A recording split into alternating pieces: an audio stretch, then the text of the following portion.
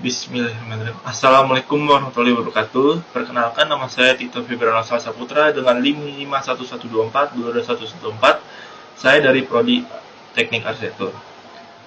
Karena saya dari Teknik Arsitektur, pada kesempatan kali ini saya akan membahas atau storytelling tentang Green Arsitektur atau arsitektur hijau.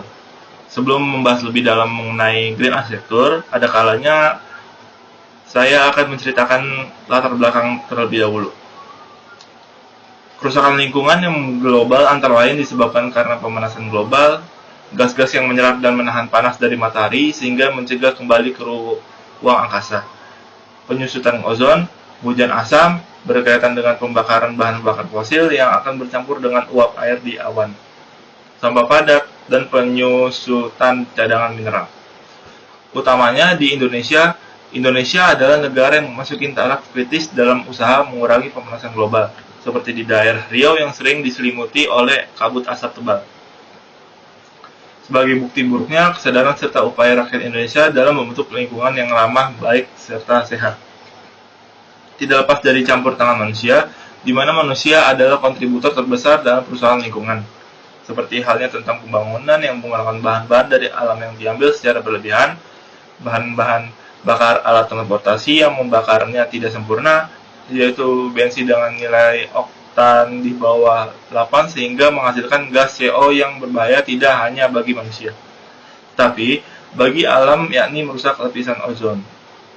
Berdasarkan banyaknya masalah-masalah mengenai lingkungan yang disebabkan oleh manusia, harus ada upaya penanggulangan atau setidaknya mengurangi besar tingkat kontribusi manusia dalam perusakan lingkungan.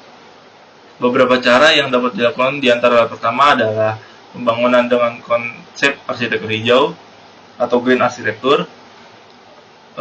Green arsitektur juga adalah arsitektur yang minim konsumsi sumber daya alam termasuk energi, air, dan mineral, serta minim menimbulkan dampak negatif bagi lingkungan. Arsitektur hijau adalah suatu pendekatan perencanaan bangunan yang berusaha untuk meminimalisasi sebagai pengaruh membahayakan pada kesehatan manusia dan lingkungan. Yang kedua adalah transportasi berbahan bakar yang ramah lingkungan atau biasa disebut dengan transportasi hijau. Dan terakhir adalah penggunaan energi bersih, yaitu suatu program dengan upaya memanfaatkan sumber energi terbarukan serta penggunaan teknologi energi yang efisien dengan budaya hemat energi. Lalu apa sih konsep green arsitektur tersebut? Konsep dari arsitektur yang berusaha meminimalkan pengaruh buruk terhadap lingkungan, alam maupun manusia dan menghasilkan tempat hidup yang lebih baik dan lebih sehat, yang dilakukan dengan cara memanfaatkan sumber energi dan sumber daya alam secara efisien dan optimal.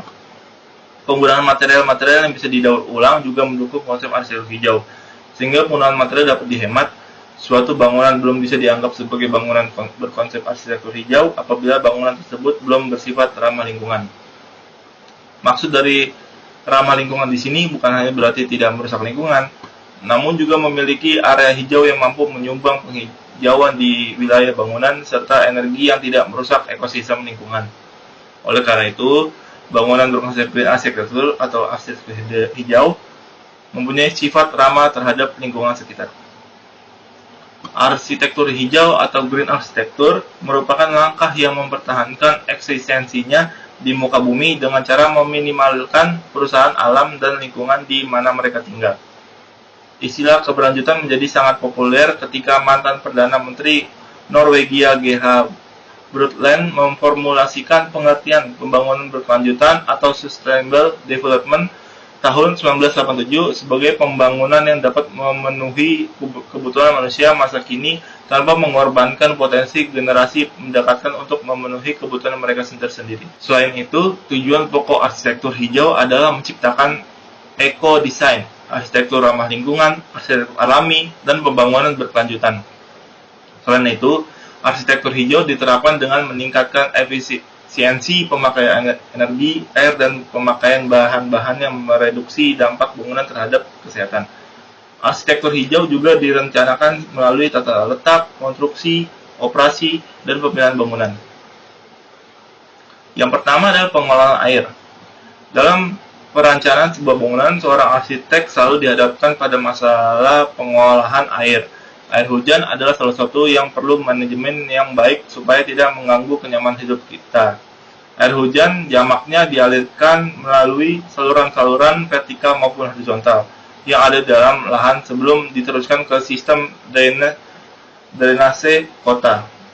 Lalu yang kedua adalah energi surya, ada solar energi, merupakan sumber energi terbarukan yang paling sederhana, sehingga dengan penerapan panel surya di beberapa titik utama kampus akan mengurangi konsumsi listrik dari PT PLN. Selain itu, dikembangkan pula biofuel. Proses composting dari biomasa merupakan salah satu alternatif untuk memperoleh biofuel dan dipandukan pada sistem pengolahan limbah organik. Lalu yang ketiga adalah transportasi hijau. Semakin banyak akan meningkatkan konsumsi bahan bakar minyak serta memberikan kontribusi terhadap pencemaran udara di Indonesia.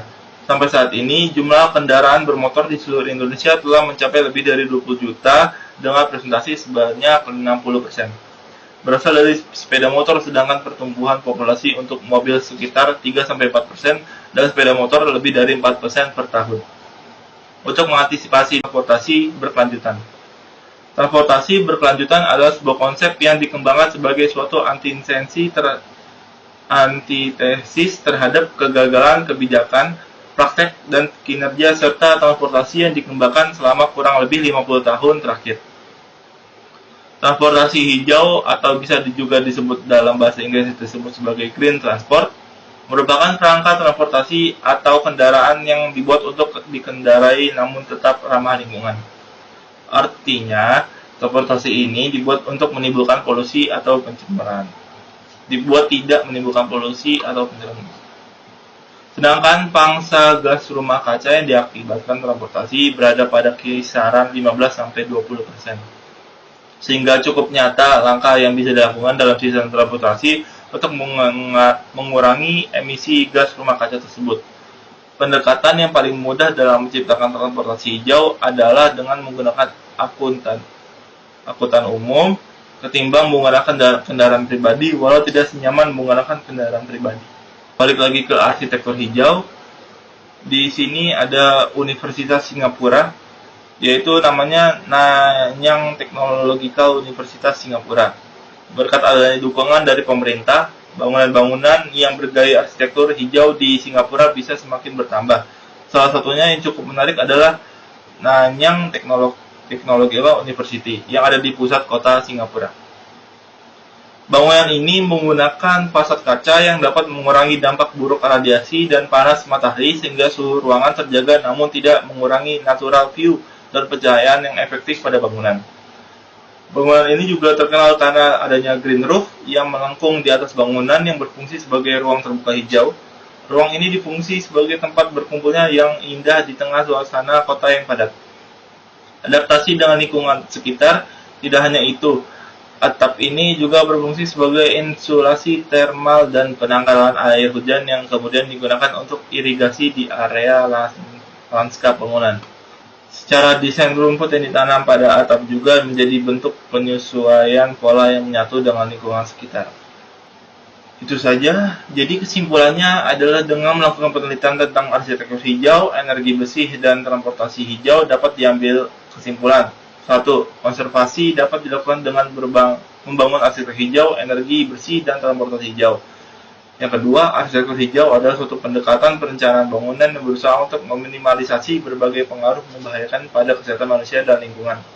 Yang terakhir, energi bersih, suatu program dengan upaya pemanfaatan sumber energi terbarukan serta menggunakan teknologi energi yang efisien dengan budayanya.